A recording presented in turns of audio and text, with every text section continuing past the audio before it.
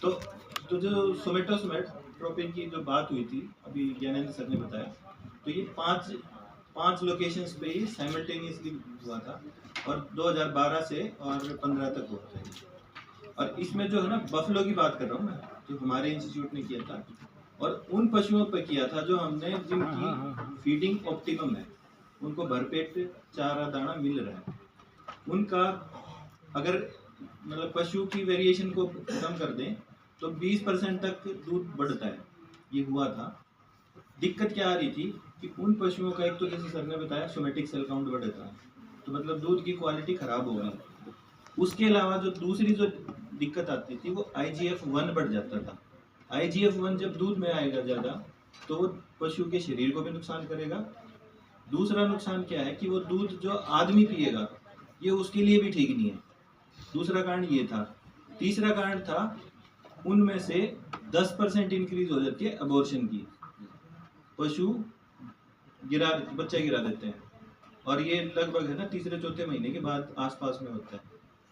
चौथी दिक्कत आई थी कि जो पशु जिनमें आपने रेगुलरली यूज किया है, जैसे हमने 7 इंजेक्शन यूज किए थे, हर 14 दिन की बात थी, तो उसमें एनिस्ट्रेस की बहुत बड़ी प्रॉब्लम आई थी।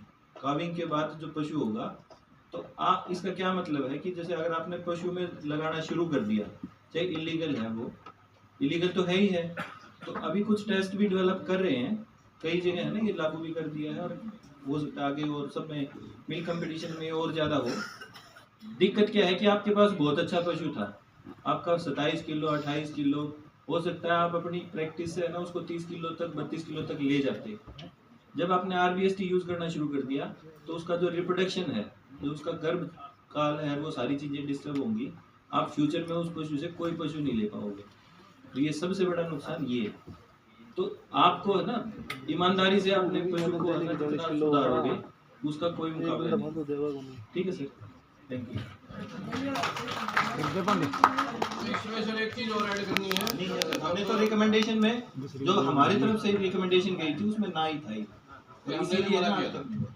अब उसके अलावा एक और भी बात हुई थी जब डिस्कशन हुई, मिड टर्म डिस्कशन, तो उसमें ये हुआ कि आप तो ऑप्टिमम कंडीशन पे फीडिंग कर रहे हो, लेकिन क्या फार्मर्स फील्ड पे ऑप्टिमम कंडीशन में फीडिंग होती है? तो उन्होंने फिर ये कहा कि you go on 75% feeding level. तो हम 75% फीडिंग लेवल में आगे उसका कोई इम्पैक्ट। फील्ड में प्रॉब्लम आ रही है। 5 किसानों को तो कि भैंस लाते हैं, उसके दौरान दूध दिया था 15 किलो, और वो उसके लाने के बाद 20 दिन में वो 9 किलो पाएगी। ऐसा लुटा भी जा रहा है किसान, और इसी चक्कर तो ये बहुत ज़्यादा माल प्रैक्टिस हो रही है। हमें गाइड करने की जरूरत है इसमें। वो इंजेक्शन लगा के आपकी भैंस एक बार 15 किलो दिखा दी, आपके घर आएगी, आप इंजेक्शन लगाओगे नहीं, और 9 किलो इतना सस्ता भी है नहीं बेचने का, बस